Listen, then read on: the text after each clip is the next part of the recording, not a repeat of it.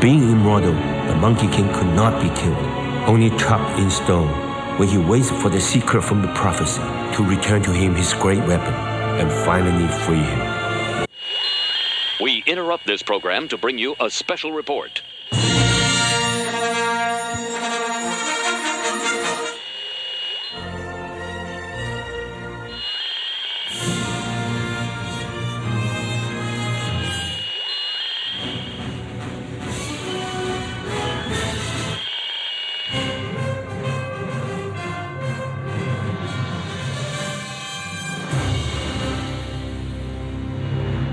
This is Cheapseat Reviews.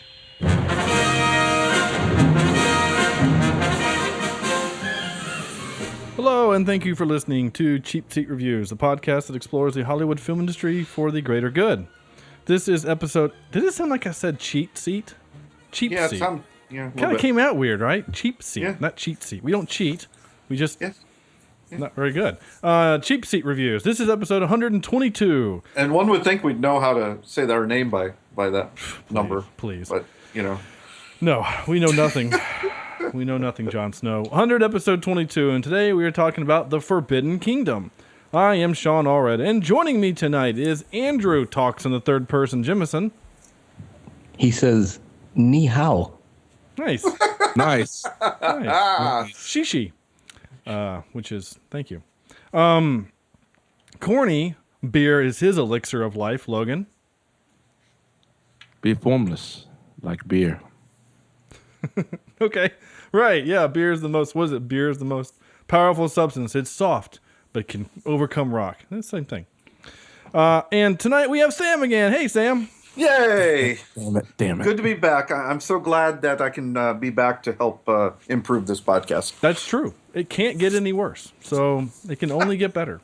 Oh, no. There's much more. We did, in fact, miss... Is that a challenge? Well, you have been known to sabotage your own show before, so...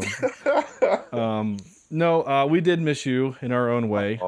We didn't make fun of you too much, really, which is... I don't know. I listened to the last episode, and there was so many things I would have said.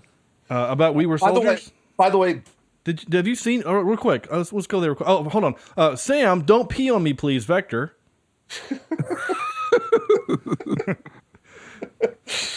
I actually have to say that the same often. It's really strange. No, so Sam, real quick. Had you seen We Were Soldiers? I think it's one that I've been avoiding, to tell you the truth. Well, then what would you have had to say about it? I don't know. No. I would have watched it. I would have watched it if I would have been. Oh, okay. I was hoping you had seen it before, and then you had things to say about it. But if you haven't seen it, then no. Now that you guys gave it such high numbers, I guess I'm going to have to go back and see it. Yeah, I think you do need to watch it. But it's sometimes you got to be in the mood for those gut wrenching movies. That's true. That's true. That's definitely not one where the girls are in the house at all. Yeah. Where. Yeah, you're like, you know what? I had a rough day at school. I'm ready to watch some people die. Maybe that's the wrong way to do it. I don't know, but okay. Yeah. So there you go. All right, cool. Well, but we did Forbidden Kingdom this week. 2008's Forbidden Kingdom with the Jackie Chan. We stayed in the Asia Pacific region. And, we did. Yeah, look at that. How about that? I didn't even mean for that to happen, but. Happy accident or something like that. So with that being said, hopefully I have given Andrew enough time to find words to say about The Forbidden Kingdom. A discovery made by a kung fu-obsessed American teen sends him on an adventure to China, where he joins up with a band of martial arts warriors in order to free the imprisoned Monkey King. He actually does make noises like that in the movie too, which is great. Thank you, Andrew. So, had anyone seen this movie before? No, I lied. I saw a clip where he gets shot in the back with the arrow. Oh, okay. I was like, wait, no one got shot, but okay, I see what you mean. Yeah. Well, no, and then the same guy got shot with a gun. You're right, he did. So he got shot twice. Wow. Spoiler. Yeah. By the way, Corny, the new spreadsheet is amazing. I love this. Yeah, I'm pretty damn awesome. Yeah, you are. This is great. This is actually awesome. Cool. Sorry. So Sam has not seen it. Corny or Andrew, had you guys seen it? I had never seen it. I was like, the spreadsheet? I freaking did it. Yeah, I know you did the movie. The spreadsheet. Have you seen Forbidden Kingdom before? Apparently, I have. So, and it's one of those things where I saw it in apparently lots of different sections. I remember the fight scene in the temple. I remember the rain incantation /P. I remember the Monkey King. I remember so much of it, but not all of it at once. All right, that's fair. I'm actually trying to remember, Corny, if this is one that you came over and watched at my house. I think I did. I own this on DVD. Do you really? I did. So was it you that recommended this one? Yes, this was definitely one I wanted to do. The moment it started, I saw that it was streaming. I think I put it on the list a few months ago because, not that I think that it's awesome or great or even fantastic, but because simply it just the fact that it's a Jet Li and Jackie Chan movie together, and it was the only and first ever, and I'm pretty sure it'll be the only ever. And God rest his soul. And wait, what? What? What? Another one of them are dead, right? Didn't one of them get shot doing the That's So Raven shoot or something? Okay, hold on. What in the absolute hell? We're gonna stop for a second before Sam really puts his foot in his mouth. You mean The Crow, and that was Brandon Lee, Bruce Lee's son. Never mind. That so was like it wasn't Jet Li. No, it wasn't Jet Li, and that was like 94 or something. But isn't like Jet Li like 80 years old? Yeah, that was in fact 94. How about that? I actually got was right. Is Jet Li 94 years old? Is that what you said? He's like really old now, isn't he? Well, both of them are kind of old, but I mean, he's... all right, we got to do some math. He was born in 63. Okay. 63, 13 is 53. All right. So I was close. Yeah, Jackie Chan, you were close. You were like 30 years off. No. In all fairness, Sam math means he was actually like dead on. And you had him dead at one point too. Now Jackie Chan is a decade older than Jet Li. Okay. Yeah. So he's still alive. Even older. Yeah. Yeah, and like he's broken every bone in his body. And that's actually. I love me some not Rush Hour. What's that first one he did? The very first Americanized Rumble in the Bronx. Rumble in the Bronx. I love Rumble in the Bronx. Did we do that for this show? I don't think we did. No. We should. No, I don't think we have. Yeah. I love Rumble in the Bronx. That actually, Rumble in the Bronx is what turned me into the kick flick kind of. I'm not as bad as the kid in the movie. Yeah. But for about 8 years, I couldn't get enough of these movies. I mean, I probably own 15 or 20 of them downstairs. I mean, I own almost all of Jackie Chan's collection. Oh, wow. Which is a lot. He's made a lot of movies. Which means you could almost do an entire sequence of him breaking every bone in his body. I mean, seriously, like he broke his ankle in Rumble in the Bronx. He broke his nose during Super Cop. I think he broke his shin during Who Am I? Like he's like broken everything. It's crazy. And then he broke the internet because he's so awesome. Yeah, that's true. No? Okay. No, I'm with you. I'm with you there, Corny. So only Corny has seen parts of it, and I've seen all of it, and Andrew and Sam. So it'll be interesting to see kind of where you guys go. So I ask of you, Andrew, your initial thoughts, sir. I'm not a big kick flick person. I don't watch that many karate or kung fu or any of those type movies, but this one did kind of grab my attention, and it was fun to watch, but I had some moments where I was a little confused, like the first 30 seconds or a minute of the movie. I thought, did we just get 2 intro sequences? What happened? And I was a little thrown off by the dream sequence, but the whole idea of how the staff came to where it was, and how he's on a mission or a journey to take it back to who it belongs to it was an intriguing story, one that's not that has been told before in different ways, of course, but as he fell off I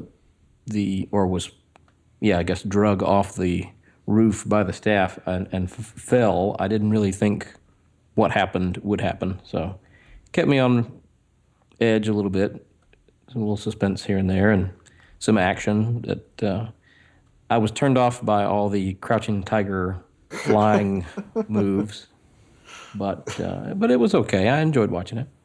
Okay. Corny.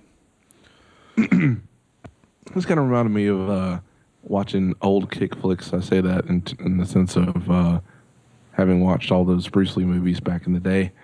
Obviously not, I wasn't 30 like Sam when they came out. But no, it reminds kind of the flying sequence stuff. Now that didn't really happen in Bruce Lee movies, but movies of that variety at the time did have the fanciful fighting type things. But I do remember. Oh, sorry, from watching it before, I remember that I liked it, but it wasn't the most exciting thing. Having watched, like I said, Bruce Lee, and then seeing what Jackie Chan could do, and then seeing what Jet Li has done, the fight scenes were well choreographed, but still not as exciting. I guess, does that make sense? Mm-hmm. Like they were kind of bland, and with those two, you would expect it to be more and longer. But anyway, they were both kind of old at that point, right? Well, yeah. I mean, they're both in 08. I mean, my gosh, Molly. I know. I'm going to try to get her out of here. I thought someone was erasing something vigorously. I thought he was sawing wood. I thought he was sawing wood too, man. I was like, oh, he's pulling a wood chipper just with a saw. But no, so my initial thoughts are, I wish there were more to what I saw, but Oh, I will say this: I did like the fact that they didn't do the trope where the guy who really shouldn't be there is the hero. Okay, I kind of see. So the Jason kid, in fact, isn't really the main hero. He's just like, he doesn't go in and just kick ass and save the day. He gets his ass handed to him. Yeah, and he needs other people to help. Yeah, and the only way he actually, spoiler, defeats the main bad guy is because he was having his ass handed to him by the real hero, the Monkey King. Corny, you're right. Like, I'm glad the movie didn't pull like a Neo. Yes. I can't. Well, the trope we've seen it a bunch of other times. I can't think of any other movies though. My brain's not working. Kid in King Arthur's Court. Is that a thing? Black Knight. What'd you call me? I was. It's funny you said that, Yeah. Sam. It was actually, as soon as you said that, Andrew, I thought about you talking about the Martin Lawrence one, right? Yeah. Yeah. No, I don't. Have you seen the mashup, by the way, of Black Knight and Game of Thrones? No. Yeah, good stuff. Oh yeah. It's hilarious. Excuse me. Not right now, Corny. I'm trying to think of other movies where that's a thing, but I know it exists, Corny, and I'm glad you're right. I'm glad that they didn't do that. They kind of actually do it a little bit in the Karate Kid. All of the versions. Yeah. This kid, like, especially, well, any version where it's, white kid from Jersey. Well, that one's not as bad because all these other kids are white, but like when they take Will Smith's son over to China and teach him kung fu, and he beats these kids who've been practicing kung fu longer. Yes. Yeah, that's kind of I'm with you there. But he had Jackie Chan as his teacher, so I'm with you there. Go figure. Yeah. Okay, so Sam, your thoughts. My thoughts. It's a big mixed bag for me on this one. I'm kind of with Andrew. It just felt off, and I don't know if it's because this style of movie is not quite, I don't want to say culturized with us, but we're not used to it. The kung fu movies, are they like that a lot? I haven't seen a whole lot of them, so I've seen this one and what was that other one we watched earlier? Ip Man. Ip Man. Kung Fu Hustle. Kung Fu Hustle. Oh, Yeah. no, they're both. And I guess Ip Man too, but Ip Man seemed a little more realistic in terms of people weren't floating on Well, Ip on Man bamboo. is based in reality. Yeah, yeah. Whereas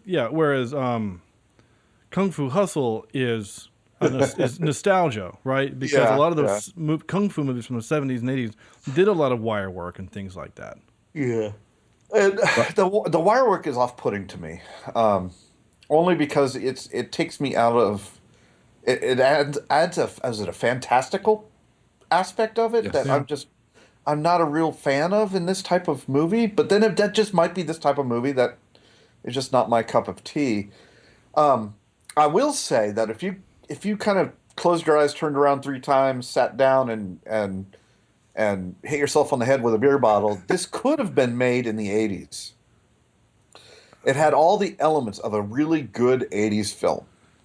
You know, you had your kid getting beat up. He rode a bike, of course, getting beat up by the bullies and going back, learning all this stuff, coming back and winning the day, from his little mentor. It just, to me, This is essentially Karate Kid. I mean, it screamed 80s to me, and I love that aspect of it. But the wire work bothered me. I enjoyed a lot of the action scenes when they weren't doing the wire work. I loved all the arm and leg just firing at each other, and just the elements of the kung fu, and especially the different styles, was fun to watch. I thought Jackie Chan did very well as the drunken master. I thought that was pretty hilarious. well, funny. Sorry, Sam, but funny you say that. He actually starred in the movie called Drunken Master. He started 2. Yeah, there were 2 of them. Yeah, he did Drunken Master and then Legend of Drunken Master. Nice. And Legend of Drunken Master I own on DVD, which has the American overdub, and is one of the greatest kung fu movies I've ever seen. Awesome. And Sam, I know I'm stepping on your whatever, but it is based in reality. The Legend of Drunken Master is actually based on actual events during the Chinese kind of Industrial Revolution, and it's kind of it's set during this time where there's still kind of the aristocracy prim and proper, and then you have this is obviously long before socialism came there and things like that, and the Industrial Revolution, and you have these kind of evil owners of the factories who would work their men, for 19 hours a day and kind of things like that. And Jackie Chan is kind of part of this resistance, so to speak, to kind of overthrow the man. But his best fighting style in that movie is drunken boxing. But in order to actually perform drunken boxing, you actually have to be drunk. And there's a scene in the movie, not really giving anything away, where he basically drinks lighter fluid. Oh. It's basically he worked there. It's there. The final scene is in the factory, and he's getting his butt kicked. And so basically he needs his elixir of life, right? And the only thing around is, he needs his spinach moment. Yeah, it's exactly. And the only thing around is it's basically like some kind of rice wine or some kind of liquor that they actually pour on the coals to stoke the fire. Oh, and he dear. drinks it. And it like, I mean, it gets him fired up and he kicks butt. Yeah. So anyway, if it's ever streaming, I don't know if we'll do it for the podcast, but it might be worth doing for the Worth show. looking. Yeah, but watching. it might also be one of those.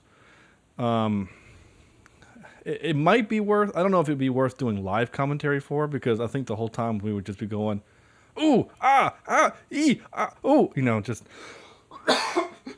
Excuse me, just reacting to the fight scene. So anyway, Yeah. sorry to completely overstep your point, but yeah, this drunken boxing is amazing. Yeah, and I just really enjoyed his character. Now Jet Li was both the monk and the monkey, right? Monkey King. Correct. I did not like the Monkey King. I never got it. I thought it was cartoonish. I thought it was like Barney. It was it's silly. like- it was silly, and it didn't fit with me for some strange reason. I agree. I thought it was stupid, and I don't know how they could have done it any differently. But I mean, I just wonder if it's, we have our own superheroes here. We've got our Captain America, Superman, and other cultures have their superheroes, and I'm just wondering if it's just a failure of understanding in terms of why a Monkey King. Is that something along the lines of a superhero? I'm guessing. I don't know. Is that a big thing? Is it not? Is it just for this movie? I would say that it's not. I would say that this is just. I mean, to be honest with you, seeing things like this and just kick flicks in general, this was not off-putting to me. This was normal. It made sense to me that, at a certain level, maybe it's because I watched a lot of Dragon Ball Z. I mean, to be honest with you, this didn't seem out of place for someone to be. If you're so good at the craft that you are somewhat otherworldly in what you can do. And I think, and I meant to make this statement earlier, Sam, but I think the reason why this is so weird is because in the world of Marvel, you have guys who have, they have superpowers. The world is established with superpowers. What you're looking at is a different version of someone with a quote-unquote superpower, not in an element where superpowers would exist. And it makes it seem weird. But if you take this guy, the Monkey King, and you put him, in the Avengers, he doesn't look that weird. As a matter of fact, he looks kind of underpowered. Yeah. Yeah. And that's what I'm wondering. And, I never got into the Dragon Ball stuff. I enjoyed Kung Fu Hustle more than I did Ip Man, which is surprising since I said the fantastical stuff of this was not on the top of my list. I think, though, that you like Kung Fu Hustle because Kung Fu Hustle is fun and ridiculous and cartoony. Yeah. Whereas Ip Man is kind of dark and depressing. But the Kung Fu, and it's amazing. I mean, I gave Corny all the shit possible for putting that movie on the list. Yes, he did. Because it was hard to review because it was all subtitled for the podcast. Yeah. But I really did enjoy the movie. At least I think I did. And I'm actually want to watch Ip Man 2 just so I can watch Ip Man 3 because he fights Mike Tyson. I want to watch that. The fight, actually, you can find the whole fight, or one of the fights he fights with Mike Tyson is on YouTube, and it's really amazing. Like, it is really well choreographed, and I can actually believe that Mike Tyson lives somewhere in China, and he uses boxing kung fu, basically. It's actually really great. Anyway, sorry. Interesting. But yeah, I want to hash it out a little bit. The American character in this was weird. He had a giant forehead. And then I guess to show passage of time, they grew out his hair into a mullet. Yeah. Yeah. Did anybody notice that? I don't know how long. It was very mullet-like. Yeah, how long they took, but he became a fairly good kung fu guy in a very short amount of time. And there better be some not mantra. What do you call it when the montage music? Montage yeah, music I'll comes play up. that. I'm Yeah. sure there will be. Yeah. But I'm gonna find it. Please don't think I'm hating on this movie because there were definitely moments that I laughed out loud. The rain shower was definitely something that caught me off guard. Yeah. Along with some of the especially from stuff they were humorless doing. Jet Li. Yes. Yeah. Like that pee scene was so unexpected. And again, because they're dying of thirst. Yeah. And then, he made rain happen. He's got magical. Oh, it's pee. And he's like face up in it. It's like, oh God. Yeah. Oh man. So, but I think maybe we'll go through a little bit more to kind of concrete my feelings on it. Once I hear from you, Sean, what did you think? Well, okay, so I'm biased because I own this movie, and this is my wheelhouse. I mean, again, I'm not weird kid obsessive. I'm not the guy that's in the mall that has the kung fu kiosk, and I just stop and have to buy all of them. Though I have been known to stop near it if my wife goes into another store and watch the kung fu fight they have on a loop. It's usually like a 4-minute fight on loop, and it was actually about 3 or 4 months after we did Ip Man that we went to Concord Mills, which is our big mall here in North Carolina, or in Charlotte. And they had it was the final fight that Ip Man fights against the Japanese dude, the soldier at the end of the movie. They had that on loop, and I probably watched that like 9 times while my wife was buying something. So anyway, my point is that I do really like this movie. It's not great or even good, and frankly, Go there. For the movie to be the first time we get Jet Li and Jackie Chan, we needed a better movie than this. Absolutely. For the epic showdown, right? Like this. I mean, I don't know what else can you compare it to, like Stallone versus Schwarzenegger or Bruce Willis versus Mel Gibson. Like these are 2 guys who, in their craft, were at their peaks, were at the height of were the best in the world. Jackie Chan is actually known still as one of the best drunken masters in the world, right? And what Jet Li can do is amazing. And no offense, Jackie Chan changed the way we saw fighting in films. Oh, you're right, he did. Because before Rumble in the Bronx, you had your karate movies like the Ninja Turtles, where you punch the foot soldier and he falls down and that's it. Whereas Jackie Chan came in and it's like, that's not how humans act. It takes a lot of blows to take a dude down, or I need to hit you with a ladder. Like Jackie Chan is, he uses props, which was great because we'd never seen it before. We'd seen people with, stabs and swords and sais and nunchucks. Like we had seen that. He uses a ladder in a movie. He uses a bucket. He uses whatever he can find. Diving through windows and swing around the outside, or right, like he uses. And maybe it's because there was a lack of that in this movie. Maybe that's why I was so disappointed in some of the fighting. I'm actually that's the one thing I think, Sam, that I disagree with you, is that I actually really thought the fighting was actually amazing. Like the bar fight was great because it was funny. Because he kept using the kid as a weapon. Yeah. Like the kid falls on him and he throws him and he knocks down 3 guys. And then he kicks the pig back up and then he slings him around and throws him into those 2 other guys. Like he was using them like a giant medicine ball, which I thought was hilarious, which is supposed to be funny. And Jackie Chan does it. And for some reason, it's like a Jackie Chan trope where he'll beat up like 6 guys, but then 30 more come up. And he does that face where he's just like, and he does it like in every movie for some reason. Yeah. It's really funny. And he does it like 4 times in this movie, and it makes me laugh. Like at the bar, he beats up the 8 guys, and the 30 soldiers come around, or when the witch gets them in the cherry blossom field, or the orchard, I should say, the cherry orchard, and he beats up like the 8 guys, and then like 40 more show up, and he's like, he takes that face. Anyway. So those things I like. The wire work, personally, don't have a problem with it because I knew that that's what this kind of movie was going into it. And the fight scene between Jet Li and Jackie Chan, I thought was amazing and beautiful and well choreographed, and I loved that part.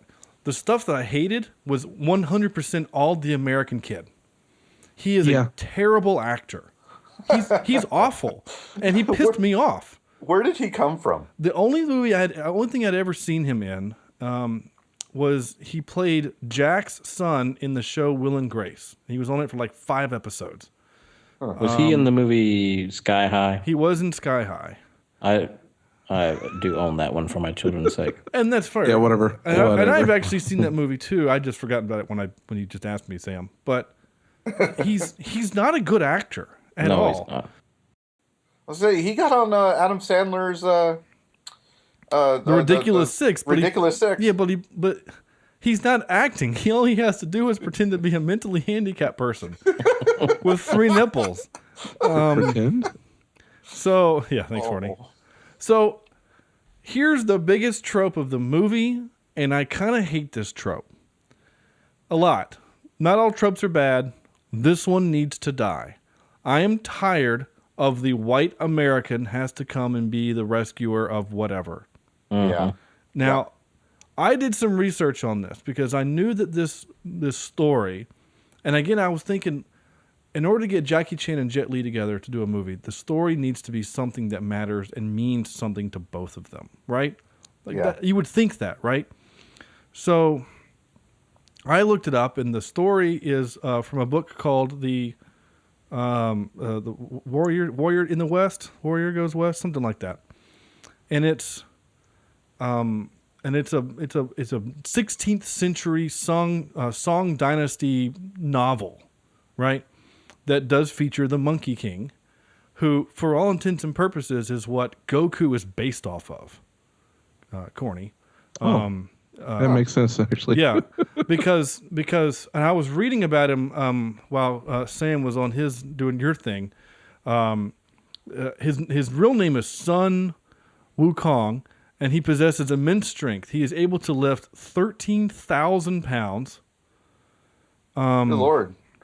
He can travel 108,000 miles in one somersault. No, I'm sorry, 13,000 miles in one somersault, basically halfway around the world. He's a skilled fighter capable of holding his own against the best warriors of heaven, and each one of his hairs possesses magical properties capable of being transformed into clones of the Monkey King himself.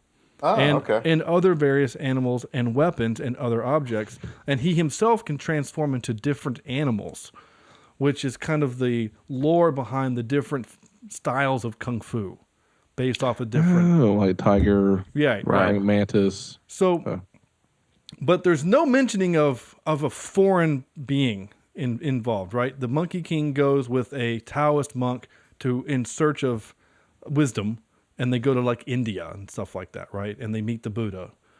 Things kind of like that, right? So this movie kind of changes it, and I think that in order to sell to American audiences, we had to have a kid we could relate to, right?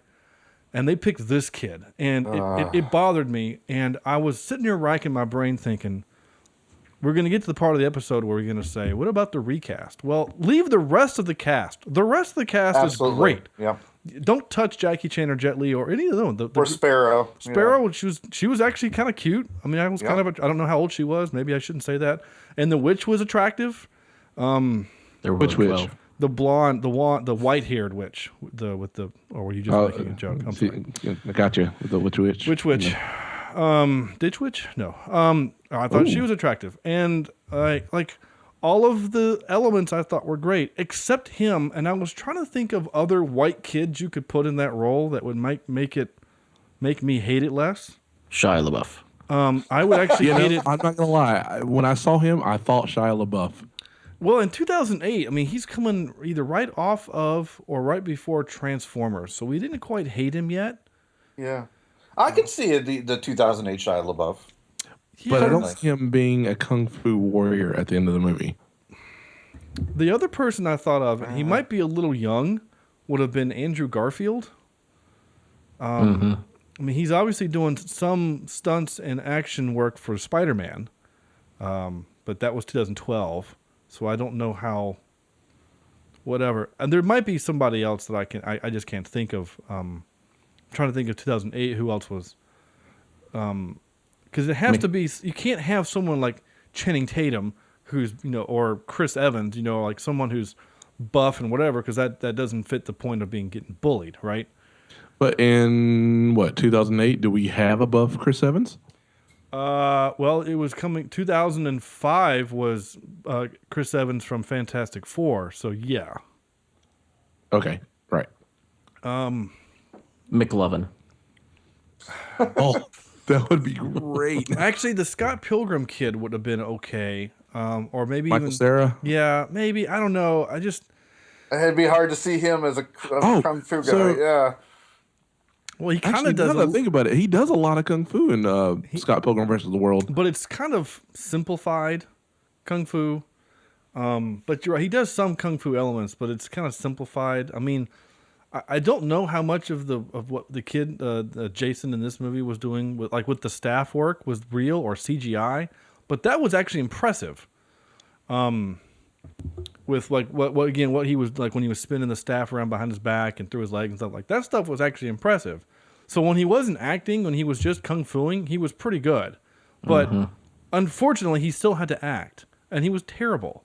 Yeah. Like the love tension between him and Sparrow was awkward, and I don't mean like teenage angst awkward. I mean, kind of creepy, like uncomfortable, awkward, you know? So he's the worst part of the movie. Yep. Like the worst part. So, but the trope itself, I'm kind of tired of it. I mean, and I know I mentioned right before we started recording, at least I think it was before I hit record. I've hit record like 7 times in this episode because of technical issues. But anyway, 47 Ronin has Neo in it, friggin' Keanu Reeves. And so, but that story was written with a Westerner in mind as the hero. Does that make sense? Yes. So, Yes. So Yeah. I'm actually kind of okay with that because that was how it was originally written. The Last Samurai with Tom Cruise, again, is kind of the same thing. It was a story originally written. So maybe I guess my point is that if the source material has that as a thing, I'm okay with it. But I feel like Hollywood does this too much.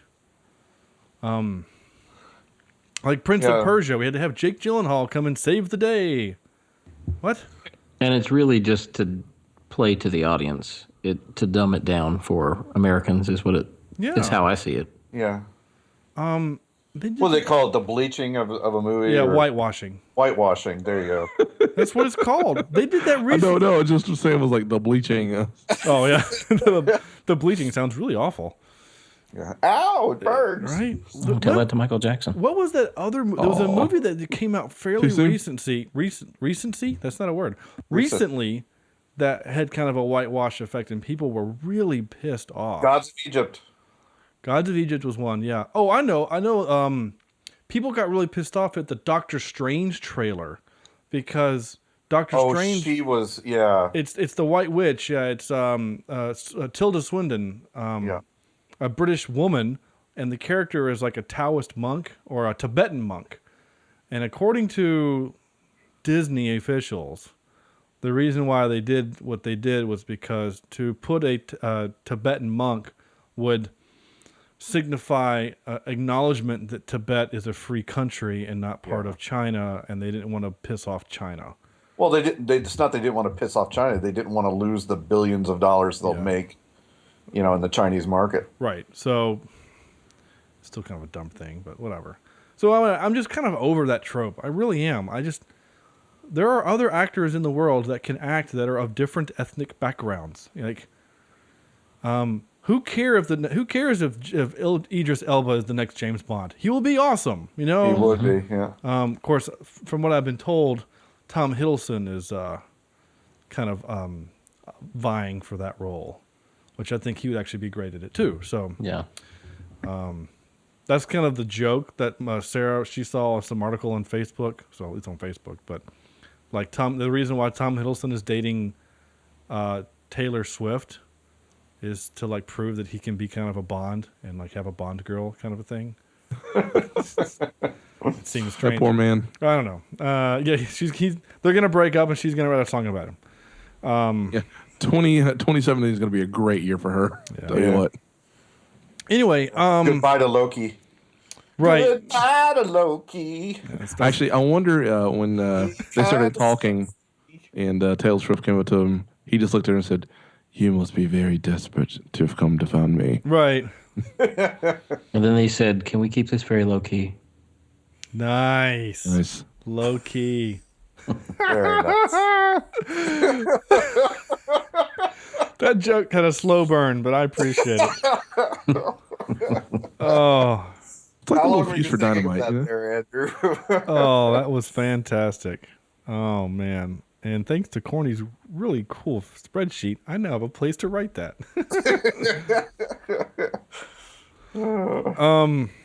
So, Anyway, what was I going to say? That pissed me off.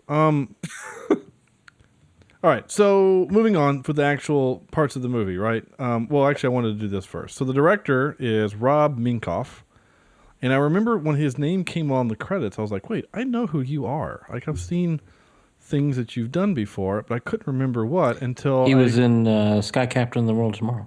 Wait, what? He didn't direct it. He was a character in Sky Captain. Was he really? Was he an actor? No. Like that name. He was a character. Oh, okay. Turnikoff or something like that. Oh, yeah, Turnikoff, definitely. He directed The Lion King. Maybe you've heard of that. Wow. Stuart Little, 1 and 2. He did this movie, Corny. He did an episode of Leverage, The Mile High Job. Interesting. Yeah, and then he did Mr. Peabody and Sherman, the cartoon movie, which I actually really like. That came out recently. 2014, yeah. Yeah. It's like Declan's second favorite movie behind Big Hero 6. Nice. And then he's I doing still yet to see that. Which one? Big Hero 6? Yeah. Dude, you have to watch it. I don't have to do shit. Dude, it's a Marvel movie. It's a Marvel comic book movie. I'm going to. You have to It's watch it. It's actually really good. Yeah, I agree. It will I blow liked the doors off of like Batman versus Superman or any garbage like that.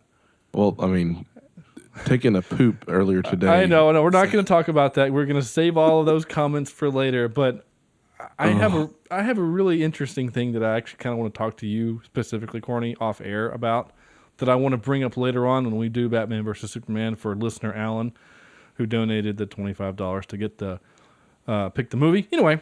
And we do appreciate that. We do. We really do. Yes, and absolutely. I'm really looking forward to ripping the hell out of that movie. Especially after all the texts you've been getting. Yeah. I've actually been getting like some serious, like, you need to shut the hell up and watch the movie before you talk bad about it. So, well, now I've watched the movie, and so. Well, yeah, I do need to still watch the movie. So, anyway, so Minkoff, he's done some good things. So I don't necessarily blame him for some of the bad of the movie. And maybe he was just like, man, this kid really can't act, but we're kind of stuck with him. So we won't have him say much, and It's the Dolph Lundgren effect. I guess. And something else that I thought was interesting, I was reading in the trivia, and I was also reading on when I was reading about the Monkey King and that how that story directly affects Dragon Ball Z, right? Did you guys notice that by the end, Jason looked just like Goku? Did you guys notice that? Like, his outfit might as well have had a turtle, the Chinese symbol for turtle on his back. It should have been orange. But his clothing was dark burnt orange, right? It was like a reddish orange. He even had wristbands and a blue shirt underneath. I mean, and I honestly think the reason why he had a ponytail was to make him look like Goku. I'm serious. There's nothing in the trivia that says that, but I think that's true. I think like the makeup department was like, hey, let's make him look like Goku. Okay. Because, maybe people can relate to that. I don't know, but I mean, if he would have been floating around in a cloud, it would have been awesome. And in fact, this is a better Dragon Ball Z movie than the Dragon Ball Z movie. Let's not talk about that. I've made many mistakes in my life, and I like to forget that one. That movie makes me sad. Like, really, really sad, because it has actually good actors in it, like Chow Yun-fat and Emily Rossum. Yeah. Anyway, so the other tropes I wrote down real quick while I'm thinking about them. Intro is just a dream trope. Bad guy kills his own guys trope. What, Sam? I say, what a bad dream, though. It was just stupid. It was kind of weird. I didn't like it. It did seem strange. Another one is what I call the orgy of evidence. Where you have, I know, but where you have like, it's not just the fact that he likes kung fu movies, is that every inch of his room shows you that he likes kung fu. I mean, posters, movies. Did you guys see? He had a Dreamcast. He had a Dreamcast. I'm like, good for you, kid. You were ahead of your time. No, go play Tekken 3 or Tekken 2, I think is what he said. The Dreamcast was a game system that would have been really good. Yep. Would have been really good. I think it was just ahead of its time. That was the one that the taxi driver or something was on, right? You could play that one, yeah. Yeah, that was good. Maddie Coleman had one in college, and I remember going, "This is weird." Like the controller felt strange, and the graphics were really solid, but it was kind of clunky, and I remember him saying, "This is ahead of its time," and I'm like, "Well, it's going bankrupt, so good luck." It still had the best football game I've ever played on a console. Yeah. I think 2K football. Yeah. Before Madden was like, hey, we want to own all the football. I do remember that. Great game. Anyway. I was always partial to Blitz for PS1. NFL Blitz. Where you're playing, 4-on-4 or 5-on-5, whatever it was, 3-on-3. Beating the crap out of it. It was, NBA Jam for football. I loved that game. I really did. Anyway, so I'm going to play some clips, and we're going to kind of go through some more of the stuff, the movie. So you got your... What? Oh, Jackie Chan's actually kind of making fun of the movie a little bit. Yeah. Do you have any early Shaw Brothers? There's a guy who does leopard style that I want. Leopard style, dragon style. Fly through here. Fire on water. Crouching tiger. Spanking monkey. He says spanking monkey. I don't know about everybody else, but I had to turn the subtitles on to understand him when he was the old man. I'm not joking. I literally couldn't understand what he was saying. I had to go back and watch it with subtitles. I exclusively now watch all of our movies with subtitles on. Really? Yeah. Well, I don't, because sometimes I like playing the game of what the hell do they say? It makes it more fun for me sometimes. Then you got the Southie jerks, the punk kids, which is a trope, right? You got the gang of kids, and especially when they say stuff like this, it makes me really hate people from Boston. J-boy, you still riding this loser cruiser? Really? Because he's wicked smart. Do people say that? That seems dumb. It's better than, hey, brah. Yeah, I guess. What you doing, brah? Okay, I can do that. Hold You on. ride that bike, brah? All right, so he does. Well, that's not what he says. Oh, wasn't he in the movie? Actually, I think he was probably the only Chinese man in Hollywood that wasn't in this movie. I don't think James Hong was in this movie. Was he not? No. I'm going to have to look. I'm looking right now. I don't think he was. Pretty sure he was. Thought I saw him as like one of the old. He wasn't. He wasn't like God, whatever he was, like the King of Heaven. It wasn't him. No, he wasn't in it. Yeah. Okay. Like I'm serious. Like him and Chow Yun Fat were like, nah, we're gonna sit this one out. But everyone else in Chinese Hollywood, whatever it's called. I guess Hollywood. Well, because like Bollywood is a thing. I was actually curious. I mean, yeah, they filmed it in China. They filmed it in something called what? They filmed it in the Anji bamboo, Anji, I don't know, bamboo forest in China. Okay. A couple of the Gobi Desert in China. Yeah, they filmed this whole thing in China.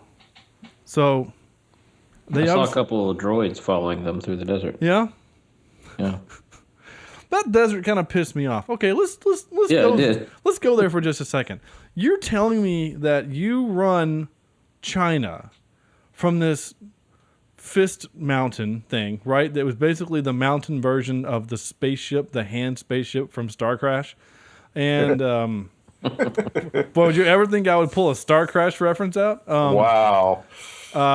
You must be very desperate to but have gone there. how hard would it be to have to like send troops across the desert to control the middle lands, right? Like that seems super inconvenient and dangerous. I'm going to send my army, but half of them will die of exposure and dehydration unless Jet Li comes and pees on them. I mean, I don't know. I mean, or, and they didn't explain it in the movie. They went across the desert because the other way was too dangerous. Like there's a road that you have to go, but it's a long way and there's full of bad guys or whatever. Like they never said that. They just said we have to cross the river of sand. Snake Way. yeah, Snake Way. Yeah, exactly. That's a Dragon Ball Z reference for you other two listening. Anyway, I always thought that was real dumb. Like always thought that was real dumb. Just how do you get information to the other? I make a decree. Well, hopefully the messenger makes it across the desert. Anyway, I thought that was dumb, but whatever. It still gave us that really funny moment. So let me ask you this then, and I don't want to go there too much with this, but does this movie kind of get into weird time travel stuff? Like, Yeah. I don't know. I think because it was a fantasy world that he went to. like you're saying that it wasn't a real place. It wasn't a real I don't think he went place. back. Yeah. So you're not saying he didn't actually go back into time into China, No. where magic just happened to exist. You're No, saying he went to Middle Earth. I think he hit his head. Oh, so you're saying the whole thing happened in his head. Yeah. That's an interesting concept, actually. And just like, how some people can hit their head and all of a sudden they speak French, he hit his head and can do kung fu. That's actually I think that actually makes the movie better. Seriously.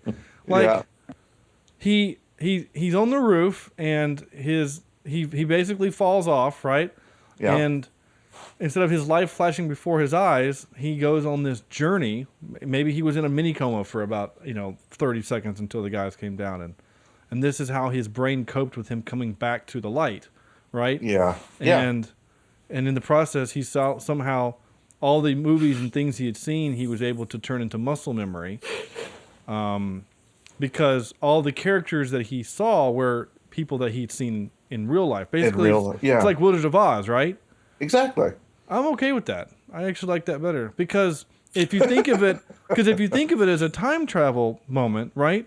Then the world would be different had he not ever succeeded. So if the staff had been waiting for someone to return it to the Monkey King 5,000 years in the past. Oh, yeah, I see what you're saying. Then wouldn't the future be this horrible place where the Jade Emperor still ruled over the world? Yeah. So that means he has always succeeded. Huh. Right? I didn't think of it as a time. I really didn't think of it as a time travel. I just thought of it as a. And I only did this time viewing, and I'm like, crap. Now we're back into this whole. Doc Brown went back to 1955 and gave himself the formula for the flux capacitor. Yeah. Which doesn't work. So, but I like the dream coma version better of the movie, so we're gonna say that. Now, one thing that bothered me though, the guy that shot poor Jackie Chan, and then chased him haphazardly, like 5 feet away. Why didn't he shoot him? But anyway, he's shooting him or following him with a gun, running, and he gets to the roof with a gun. And then by the time they're on the ground, it's like, oh, well, I'm not going to waste my time shooting you. I'm just going to try to beat you up. Does that make sense? It does, but the only thing I'm thinking of is that crazy kid he doesn't care about some obscene Asian racial slur that he says multiple times in the movie. Person Jackie Chan, but he doesn't want to kill a white kid because that might actually lead him into more trouble. That's the only thing I can think of. Like if I kill some old Asian dude in Chinatown, who cares? But if I kill a white kid in Chinatown, then people are going to start wondering, right? That's the only thing that makes sense. But wasn't his intent to kill him? I don't think so. I think his intent was to just continue to bully him and whatever. I don't know. But if he obviously shoots at him and kills him, then we have no movie. Yeah. Or maybe we can get a different white kid to go back in time and save the day. Yeah, Macaulay Culkin. The start of this movie I like. There's got to be a better one. Hell, I would have been like, wait, well, he would have been too old. Oh, you'd have the gross, weird Macaulay Culkin. I was thinking of like Orlando Bloom, but he would have been too old. Yeah. Hart. What's this guy? The comedian. Kevin Hart. Kevin Hart. Yeah, he would have been young enough, but I don't know if you could put a black man in that role. I just don't think. Awesome. Have Chris Tucker go back in time. Come on, Lee. Come on. And so when he says, you understand the words that are coming out of my mouth? You can have that whole bit. Let's do this whole movie with Chris Tucker as the other kid. Yes. They're sitting in a restaurant the first time in heaven. Who the hell are these people? Right. Who are you? Right. And every time he's going, ah! Yeah, he's constantly screaming. And then you get this great moment where it's like, Monkey King, they coming. Monkey King, they coming. Right. And he's constantly like tapping him on the shoulder. He coming. I like this idea. It would be. This is a good buddy cop movie. I like this. It actually makes me want to watch The Fifth Element. Wait a second. Didn't they do that Was it Rush Hour? Yeah, Rush Hour. Yeah, Jackie Chan and Chris Tucker. Yeah. Yeah. That's what would have made it funny is that they would have been in a different movie together. Yeah. But in 2008, Chris Tucker was already a man, and it would not have worked him getting bullied because he would have beat those kids up. I'm just saying. Or he would have tried and actually lost. Like that kid comes up and he's like, "What you on, some kind of loser cruiser?" And he's like, "What the hell's wrong with you?"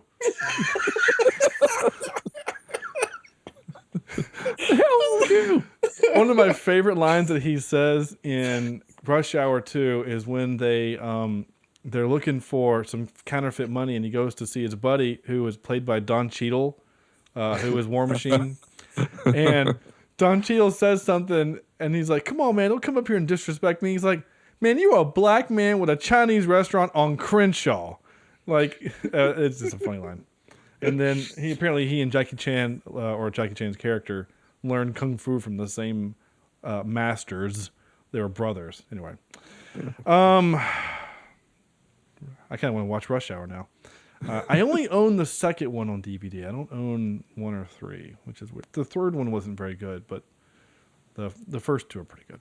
Yeah, I just like that we got to say, "Damn, Rush Hour 3." Yeah, he said it in every movie too. Oh, does he? Okay. Yeah, at the end of when he said, "Damn, you ain't gonna be in Rush Hour 2," and "Damn, you ain't gonna be in Rush Hour 3." I don't know if they expected a 4th one, but there wasn't one. Yeah. So, Loser Cruiser. What's next? I captured this only because of it was the closest thing to a Kung Fu Hustle reference we had in this movie. You think you'll teach me the no shadow kick? Oh, and the Buddha palm technique? There's a guy in Virtua Fighter 2 who does the Buddha palm technique. I think so.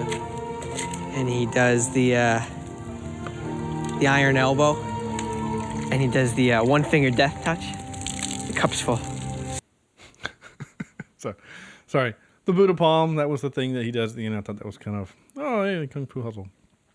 And the one-finger death touch reminded me of Kung Fu Panda, the whooshy finger hold. That's what that reminded me of.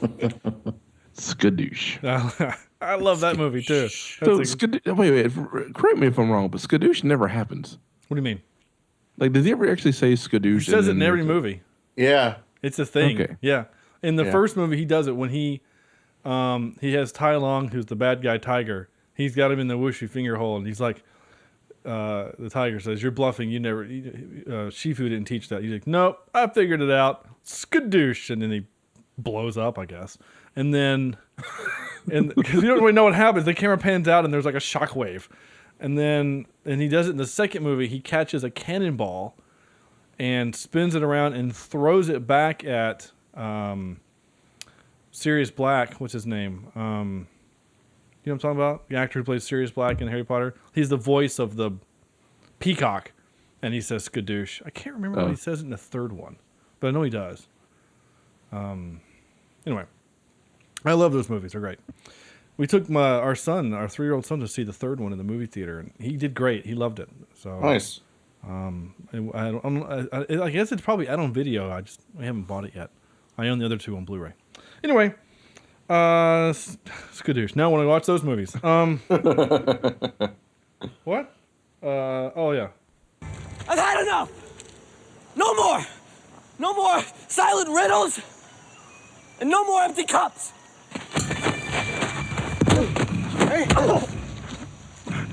First rule, show respect to your teachers. So, what about the 2 tigers on one mountain? We can kill each other when it's over. I actually like that bit. I do like the fact he's in his mouth and they just beat the shit out of him real quick. They did. Yeah.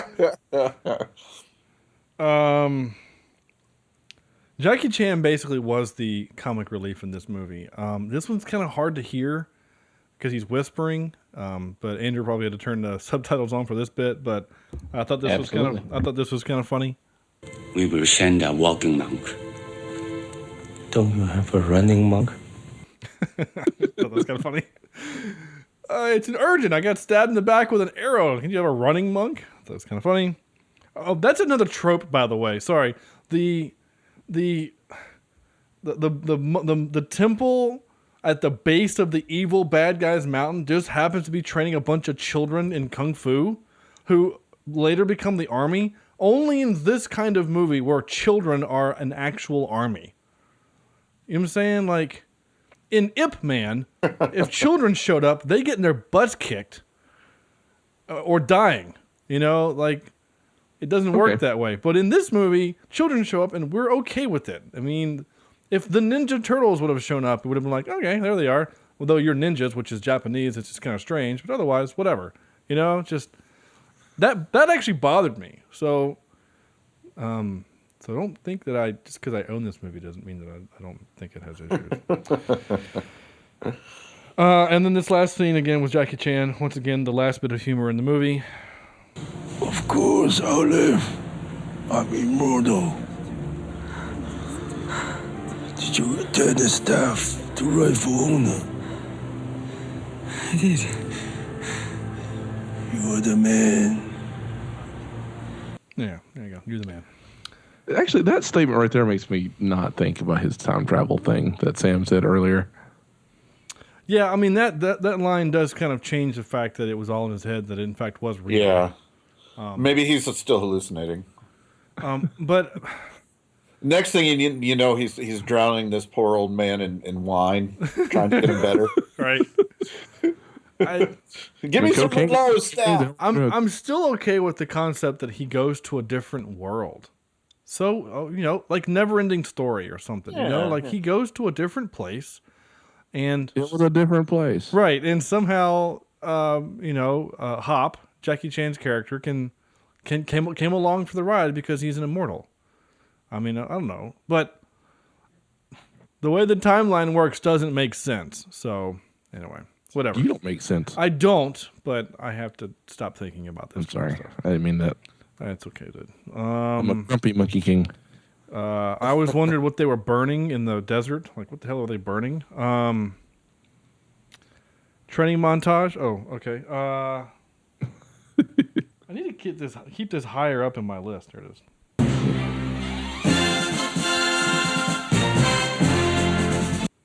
So you have the training montage. I already read that. That crying scene for Jason was super awkward and uncomfortable. I had forgotten how much green screen was in this movie. I wrote, I bet the elixir tastes like Surge because it was green. And he did have the same side effects as drinking Surge. Yeah, once you do that, you can jump and tap off of people's heads and run across them. Yeah. And you wanted to fight. Yeah, true. That's actually pretty true. Fight women, nonetheless. I didn't see that coming, actually. Him fighting her? Yeah, Jackie Chan has always been known as, even in his fighting, as kind of a chivalrous guy. There's a really great, one of his movies is called, I think, Operation Condor 2, The Armor of God. And in which case he has to fight Amazonians. And he doesn't want to actually hit them. So he's defending himself and accidentally does punch. He does like his double fist punch and punches the girl right in the boobs, and they jiggle and stop, and she looks at him and gets really pissed, and he's like, "I'm sorry," and then she kind of beats him up a little bit, but basically he's able to get out of it because they end up kind of beating themselves up. And then in the movie Romeo Must Die, which is a Jet Li movie, he's getting his ass kicked by a woman, and he doesn't want to hurt a woman, so he actually uses corny. I don't know if Sam or Andrew, you've ever heard of the recording artist Aaliyah? Do you remember her? Mm-hmm. She died Yeah. several years ago, like back in 07 or 08 in a plane crash. She was an R&B recording artist. Anyway, she's the female lead in that movie. He uses her to beat up the other girl because he can't hit a girl. So I was super weirded out by the fact that Jackie Chan is punching a woman, even though she's a witch. I kind of figured Sparrow was going to take her out. She's a witch. Burn her. Right. And that was cold-blooded when he cut her hair. Man, that was that was it. And so lastly, did you guys see the fact that the monk Jet Li character was going to be a hare from the Monkey King? I didn't see that coming. I did not see that coming. Well, I knew the Monkey King was Jet Li. Like I knew that. I saw that one. I just thought, they're just using his character as the Monkey King. I didn't realize that. Yeah. I knew that as well, but I thought they were trying to save some money by having. Yeah, that's what I thought too. I was like, all right, well, yeah. I'm going to be honest. I thought the exact same thing. I thought, well, the Monkey King is only in the movie for a few minutes, so we're not going to waste a Jet Li having him in the movie only in this hair and makeup, and only have him in the first 3 minutes of the movie in the last 5. So you just do funny makeup on him. I didn't see the hair coming, and then when it happened, I was super sad about it. I really was. Because he was a great character. He was really interesting, and he was a cool teacher, and he cared about what was happening, not just to the Monkey King, but to Jason and whatever. So he was actually a really endearing character, and then he dies, and the Monkey King was great. He held the hair, like he took the hair and like held on to it, as opposed to just letting it fall to the ground. It was cool. That was actually probably one of my favorite parts of the movie, truth be told. I feel like the Monkey King is like a good Chinese version of Loki. Yeah, kind of. He's kind of mischievous. And can clone himself, and yeah. That's a good idea. I like that. Super strength. Yeah. I'm good with that. Okay. British. Moving on. Chaotic neutral. Crap. What the hell did I just do? And now for some more bad news. Ready? I just erased the name of the clip. Damn it. I just have this blank space. All right, I'll have to fix that. Another Taylor Swift reference.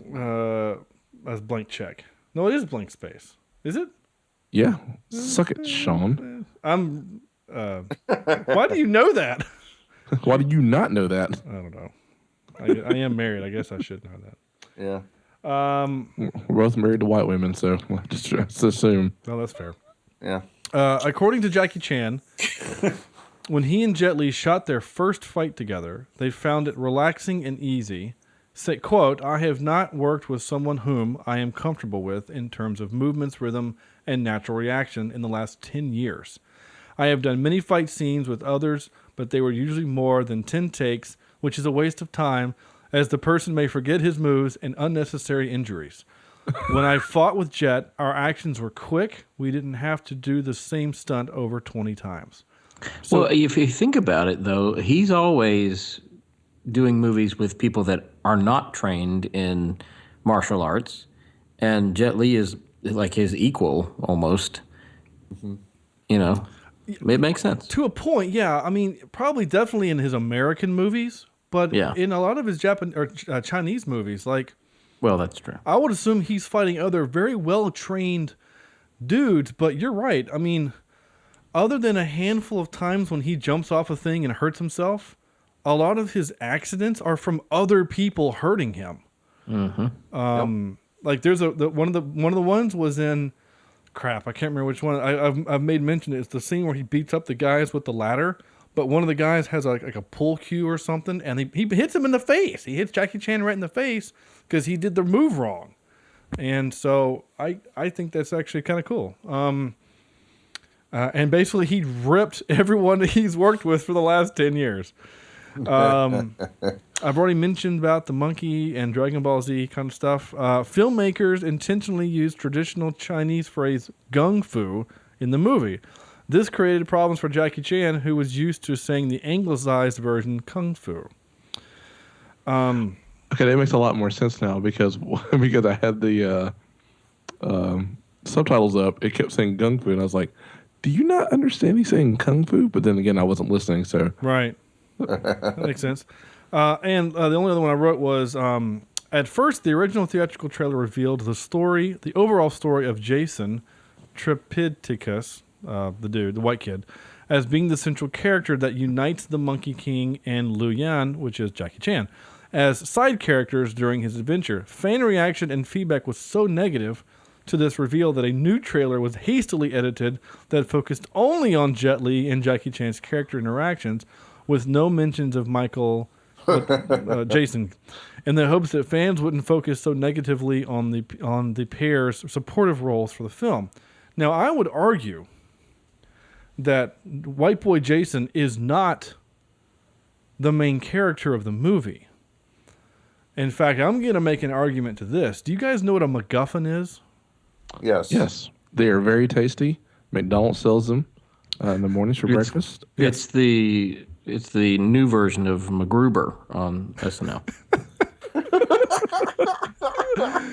I love these versions. This is better. Sam, what's your version? Come on, I gotta have something. I no. Nothing? Okay. Nothing here. That's No, quick. It's a little late to be quick-witted. I fall at the feet of the masters before. Those were great. I liked all of those things. But I do want to make rib now for some reason. That doesn't sound good at all. Oh, because actually, a McGriddle would actually be okay right now, but because you just want to eat and immediately sit on the toilet for the rest of your life. Yeah, Right, yeah. Go ahead and do that. Yes. An actual MacGuffin is basically usually an object that furthers the plot, like The Ring and Lord of the Rings, or What's in the box? Well, more like the briefcase from Pulp Fiction. Yeah, things like that. Which might have Marcellus Soul, the Holy Grail. The Holy Grail, yeah. Or gold-plated cocaine.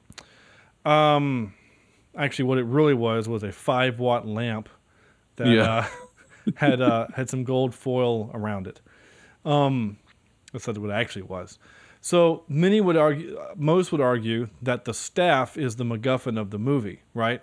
The whole point of the movie focuses around him getting the staff back to the Monkey King. I will argue that the white kid is the MacGuffin. That the whole point is the only reason why anyone is around is because he is there and he forces the story along while they follow him. So my point is that I don't think him the main character.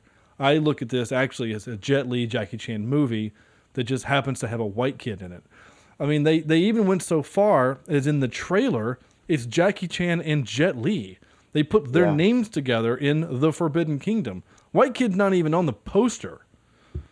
So, Good call. Yeah, definitely a good call. Wish you could have removed him from the movie. Or had a different white kid, that's all I'd say. So that's our recasting bit. Soundtrack, I thought it was, I don't know, Asian appropriate. I mean, well, it had the Oriental feel. I don't even know who did it. It was good though. There was some really good. It was Gregson Williams that did really Narnia. Yeah, he's great. Yeah. I will say this. No, it was David Buckley who did it. He's not on the. According to IMDb. I saw it on the, when they did the second title sequence. I saw it on there. Because I was kind of blown away by it. Yeah, music by David Buckley. Wait a minute. What am I thinking of? I don't know. Did you watch a different movie afterwards? I may have watched another movie and thought that was... Wait a minute. I'm going to look this. Hang on. Okay, he's done... I know I saw it. I believe in you.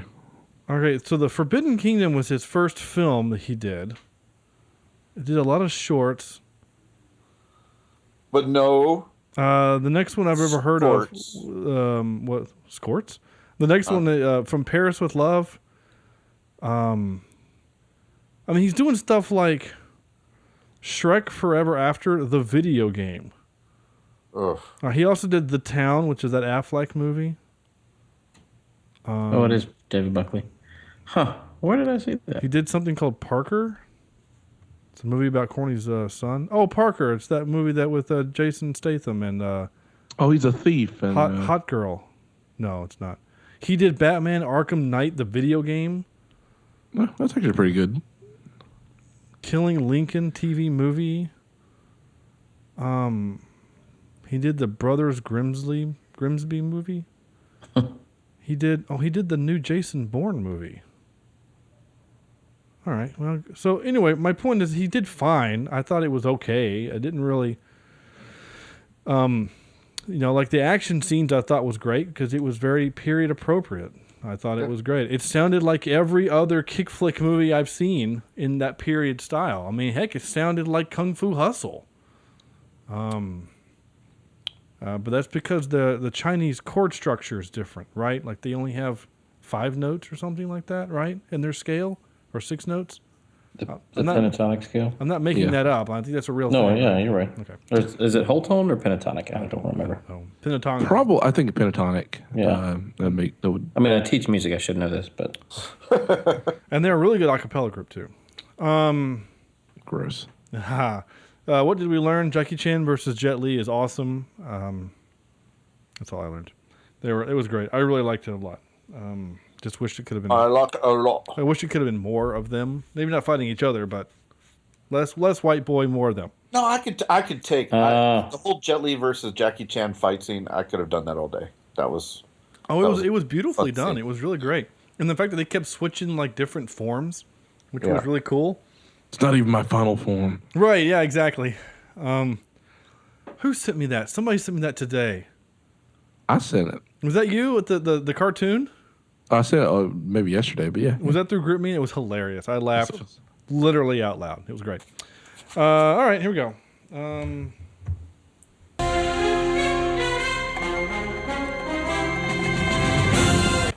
Top 3 movies set in China.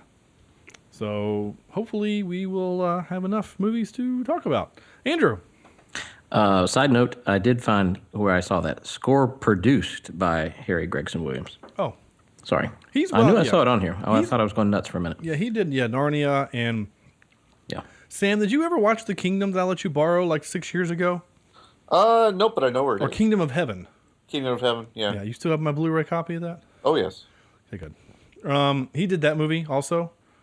Okay. Which sounds just like Narnia, which is kind of funny. Yeah, it does. He's done some other good stuff. He's fine.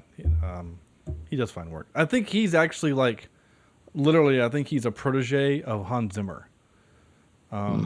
Just like Klaus Bladelt is, who did the first Pirates of the Caribbean movie, and then Hans was like, hey, these are actually making money, so you go away, I'm going to do the rest. And that's actually kind of how it happened. I mean, maybe the conversation was nicer than that, but anyway, Andrew. Okay, and back to our thing. Number 3, I'm going to go with Kung Fu Panda. All right. Number 2, Batman Begins. Okay. And that is my Keurig, making all kinds of noise. Sorry. Tasty. And number 1, Rush Hour. All right. Awesome. Well, Rush Hour 2? Do they? Rush Hour is filmed, it's all in L.A. Yeah, but, yeah. Yeah, but Jet Li. It's a better movie. Jackie Chan. Well, there's a Chinese diplomat and his daughter, Okay. Yeah. Okay, how about this? All right, I'll allow it. I'll help you with the stretch. They film, part of the movie is in the official Chinese consulate limousine and residence, which is technically part of Chinese soil, therefore filmed in China. Okay, I'll buy it. I'm going to help you lawyer up there for that one. Sorry, if it would have been Sam, I would have not allowed it. Like in the absence of Chad, I'll allow it. Yeah. All right, Corny. All right, I'm gonna go with my number 3 as Mission Impossible 3. Okay, yeah. All right, my number 2 is Rush Hour. If we're gonna do that, okay, whatever. That one. And then my number 1, I'm gonna go with Ip Man. Yeah. Yeah, nice. Those are good movies. And then honorable mention to every other Bruce Lee film not shot in America. Enter the Dragon, I think that was actually China. I was like, Enter the Dragon, maybe. Ip Man was Japanese. No, he fights the Japanese. Oh, yeah. Okay. I haven't watched it. I just. Yeah. It was about the Japanese invasion of China during World War II, and so Ip Man. Man-ip. Man-ip. Man-ip. What was the name of the episode? Do you want to build a man snow? That's what it was. Yeah. Was that Chad? Yeah. I think I might have done that one. Well, because and Andrew, Well, the reason for he might have done it, actually. Yeah. The reason for the joke, Andrew, was because I didn't realize that Ip Man was his name. I thought it was like Spider-Man or Superman, and Ip was what meant something in Chinese like Superman. So it was Ip Man, but no, his name was actually Ip Man, and in China they put their surname first. So which was how we came to. Do you want to build a man snow? Oh, man, Lord. it was like 100 episodes ago. Good Lord, yeah, that was a while ago. Anyway, which is really weird because as I have on the Forbidden Kingdom IMDb page, under how on the right they have like advertisements. Elsa from Frozen has been staring at me in her angry pose after she shot ice at the guard that came to kill her. Nice. She's been staring Creepy, at me. actually. It is kind of creepy. Are you looking at it too, Courtney? I'm scared. Sam, is it your turn? Oh yeah. Okay. My number 3 is Mulan. Oh yeah. Yep. My number 2 is Kill Bill Volume 2. Okay. And my number 1, I've got a tie. Obviously, Jurassic Park is up there. Because nothing to do with China. When I looked at the special edition video cassette in my den here, it said "Made in China." The cassette was made in China, not the movie, you dumbass. Oh. I guess the question is, do we actually say the movie has to be set in China? And yeah. if they set the movie inside the case in China. Technically, I'm right. No, you're not. No, this isn't like where I did the lawyer thing with the help out Andrew. This is literally you're wrong. Like it has No, nothing. I'm gonna have to side with Sam on this one. What's wrong with you? The rule was movie set in China. The movie was set in a case in China, so the movie was set in China. That's not. See, it's not the you're law. Using it's the weird spirit of the law. Well, yeah, it's not the letter of the law; it's the spirit of the law. But you're actually breaking the spirit of the rule. Hey, you know what? I made the movie list awesome, so I can do what I want. Yeah, there we go. But my true number 1, Kung Fu Panda. Okay. Yep. I'm trying to think of ones now that you guys haven't. You idiots. I love it. Well, number 3, I have Rush Hour, but since everybody else has said Rush Hour, so I'm going to change it to something else. I got to think about it. I'm going to change it to Legend of Drunken Master. Fantastic Four. Yeah. Wasn't the second one? Weren't they in China in the second one? They were somewhere else when they were with the Silver Surfer. The Martian had some scenes in China. Yeah, that's true. But I'm going to say Legend of Drunken Master instead.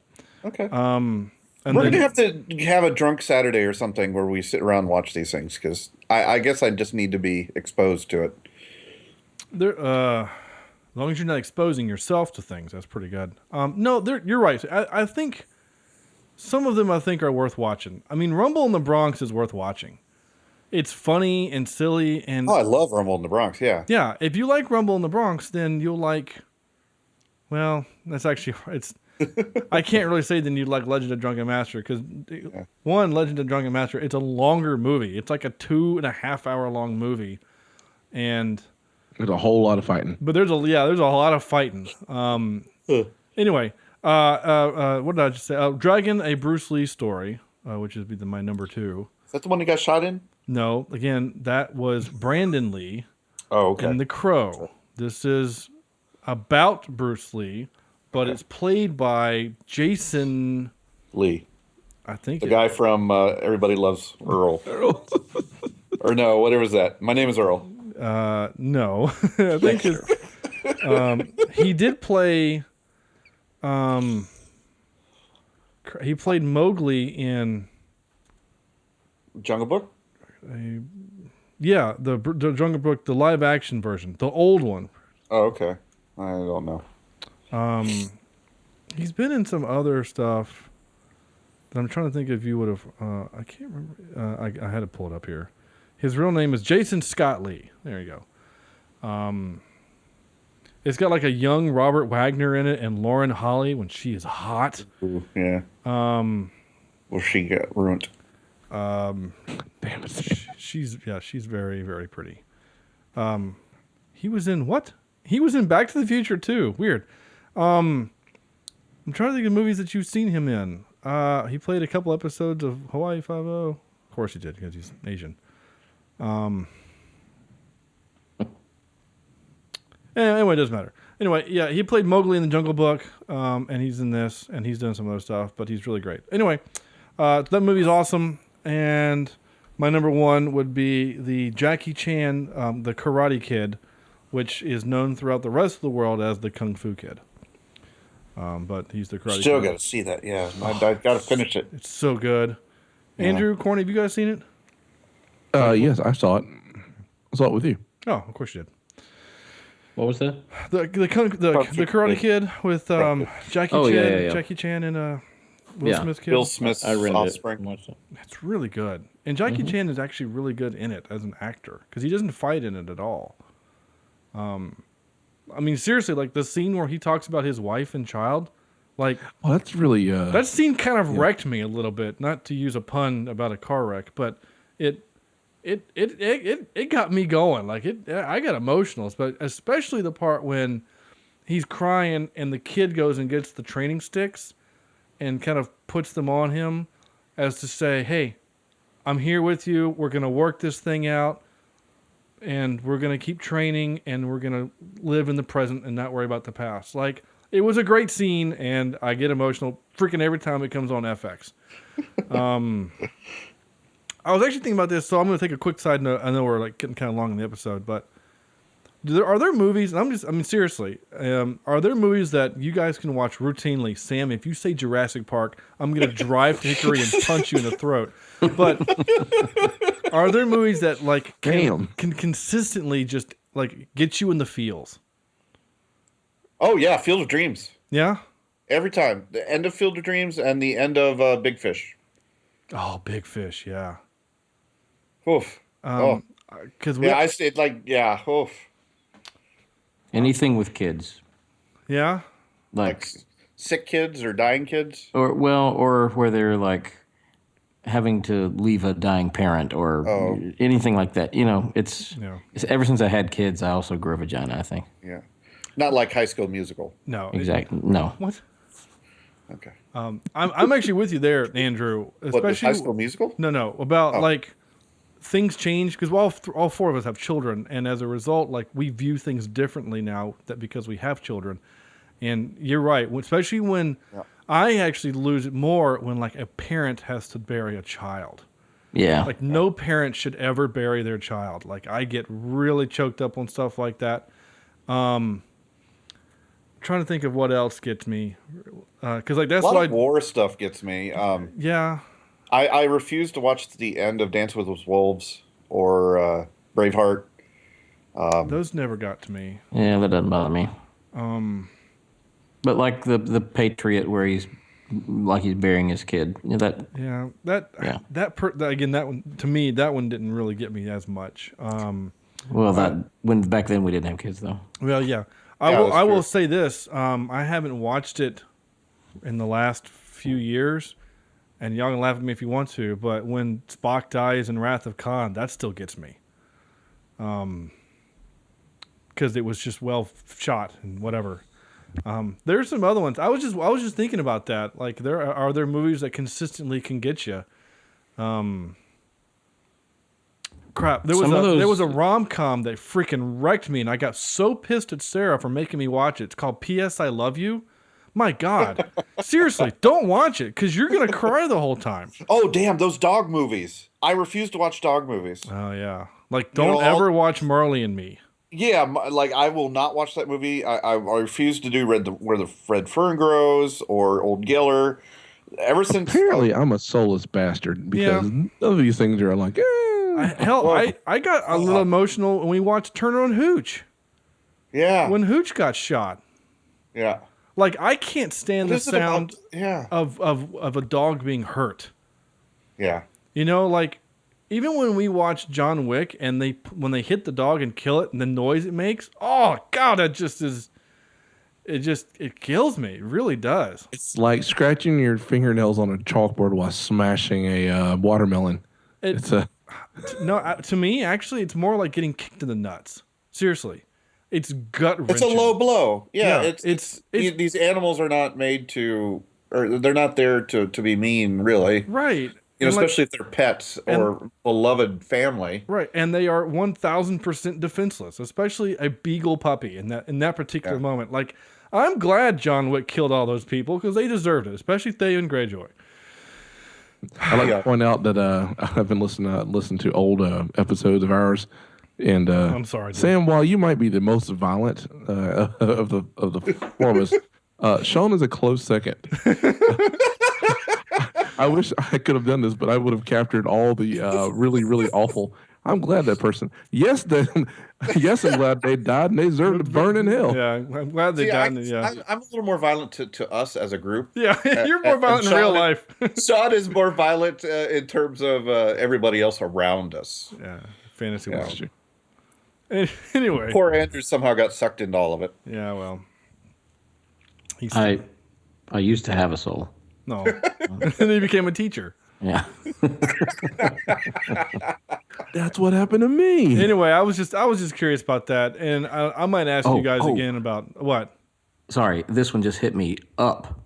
The Pixar Up. Oh my God! The first 5 minutes of Up. Yeah. It just wrecks me. They did it again. What was the movie that I watched recently where it was a Pixar movie that did that? Movie where it had all the it's the feels, all the emotions. What? No. Oh yeah, actually yeah. Freaking Inside Out. Inside Out. I think the movie's kind of silly, and I have a hard time. Yet. I have a hard time buying. This isn't a spoiler, but there's a moment in the movie where a thing has to happen in order for the success of the mission to happen, and it kills me. It really kills me, and I don't know why. I need to check that out. What was another one? There's another one that happened recently, because it happens every time, and to the point that we were watching it on TV, we were having dinner, and I had to leave the room because I didn't want Declan to see me crying, and I can't remember what it was. Wasn't Nemo, was it? No.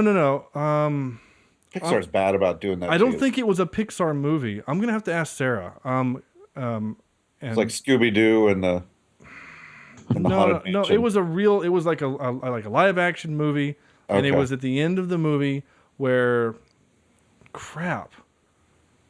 Iron Giant. No, Iron Giant. Oh God, Iron Giant wrecks me, dude. Iron Giant, when he says "you stay, no following," and then he flies up and says "I am Superman," and then saves the day. Oh, I'm getting chills just thinking about it. By the way, we need to stop talking about this stuff before I start. Vin Diesel's greatest acting movie ever. That and I Am Groot.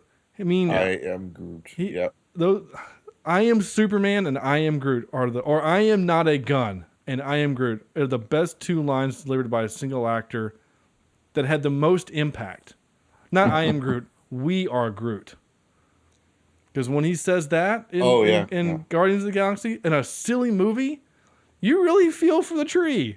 Like, you really do. All right. This is just... maybe I am just soulless, because none of this stuff moves me like it probably should. There's got to be a movie out there somewhere that would move you, though. Well, I mean, I get genuine fear from Children of the Corn. Does that count? No. And for what it's worth, Corny, it's you're not the only person that said things like that. I have coworkers who have said, like, I don't understand how you can get emotionally invested into a movie. It's just movie. It's not real. Yeah. And I said, I understand it's not real, but that's not the point. The point is that these artists and these filmmakers make these characters that you enjoy and love and can relate to, and that I genuinely get sad in Serenity when that thing happens. And in other movies where... I'm a leaf on the wind. Right, like in other movies, like I get invested in this stuff, and I'm sorry that you don't. I'm not saying you like these characters, you love these characters, right? You kind of grow with them. You know, that's why Like me Game of too. Thrones. A lot of people hate Game of Thrones is because the same thing happens, and then they tear them away from you, Right. in horrible ways. Right. Which is why I quit watching. Because I got tired. You gotta watch episode 9 though of this past The season. Battle of the Bastards. Is that what that Yes. was? Oh my God. I watched kind of the behind the scenes making of it, and it looked really great. Oh my God, it was amazing. It was like the most expensive battle ever filmed for TV, not Dude, film, but it's- for TV. Absolutely kills a lot of movie battles I've ever seen that had millions and millions and millions. It had a lot of people. Yeah. It was amazing. Did you watch it, Courtney? No, not at all. Okay. Not at all. All right. Anyway. But real quick story. You know, we all know that my wife is not a movie fan, and I have to live out my movie fantasies with all of you guys. Huh. And That's kind of weird. and she has a really hard time getting into movies, right? It kind of like Courtney said, you know, just nothing really moves her. Well, a few months ago, I had DVR'd a movie, and we had started watching it, and I had to leave for work or something, and she continued watching it. And she called me in tears. I can't believe you made me watch this movie. It was Dolphin Tale. Oh my God, Dolphin Tale. I saw it the other. It is. Yeah, it's rough. I almost had to pull over. I was laughing so hard. Maybe we should just rename this episode "Bitches Are Us." Look. You can make fun all you want to, but there are things in life that are sad, and you can't help it sometimes. Like I don't have beer right now. I'm broken up about that. I actually, if a movie can move me like to tears like that, I enjoy it. Yeah. It's a different kind of enjoyment for sure. Yeah, I don't want to watch it again. Yeah, but yeah. it's if it moves me, it means it hit something, you know, in me and made it a special event enough to move me to tears. I mean, that's pretty powerful. And Corny, it's the same feeling, just on the opposite end of the spectrum of elation you get when you see a good Spider-Man movie, or when they do Batman right, or whatever. Like when Captain America and Iron Man are fighting, and they do the iconic beam into the shield, right? You know, and you're like, oh, they finally got it. And you have like a little nerdgasm in the chair right there. It's like the complete opposite of that when you have these moments where you're like, I can't believe this beloved. Like, if Rhodey had actually died, I might have been a little emotional about that and kind of pissed off.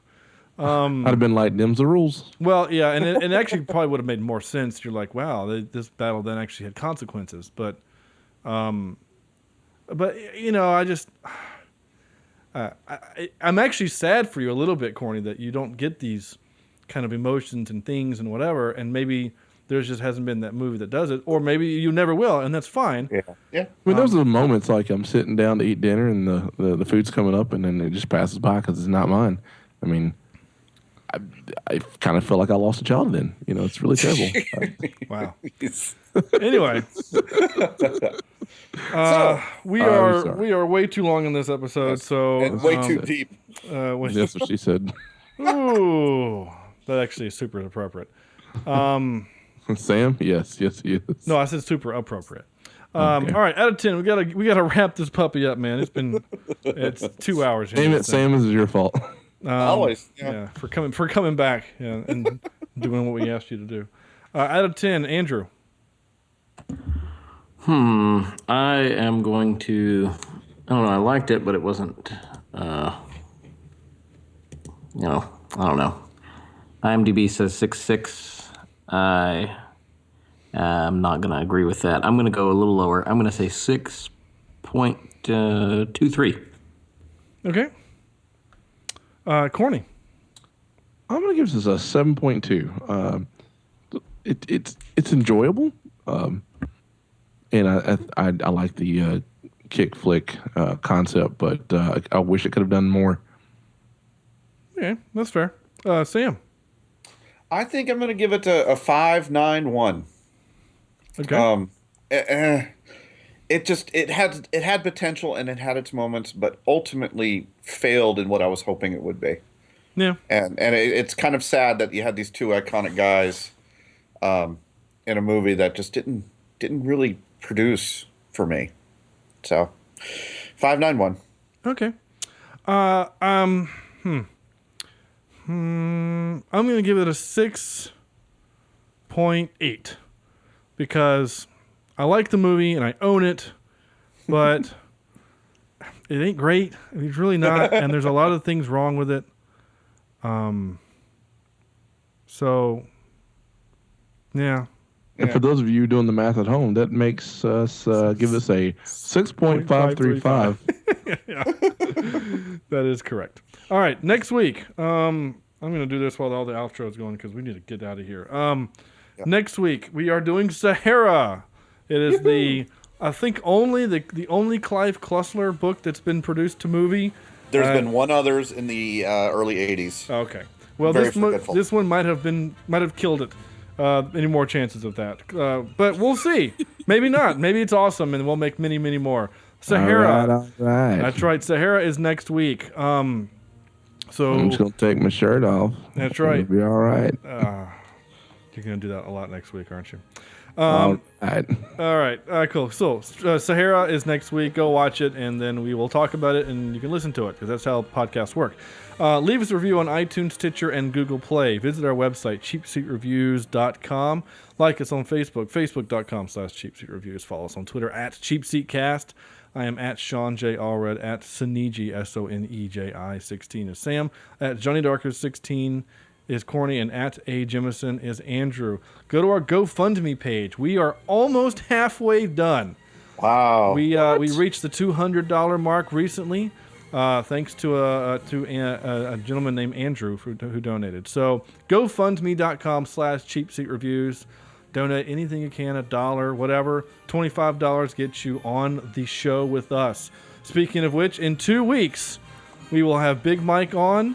Michael Antonucci for Godzilla Final Wars. So we don't know how we're going to watch it yet, but we'll find a way. So please send us your emails to cheapseatreviews@gmail.com. Because life finds a way. And as always, this is Sean saying thank you for listening and good night.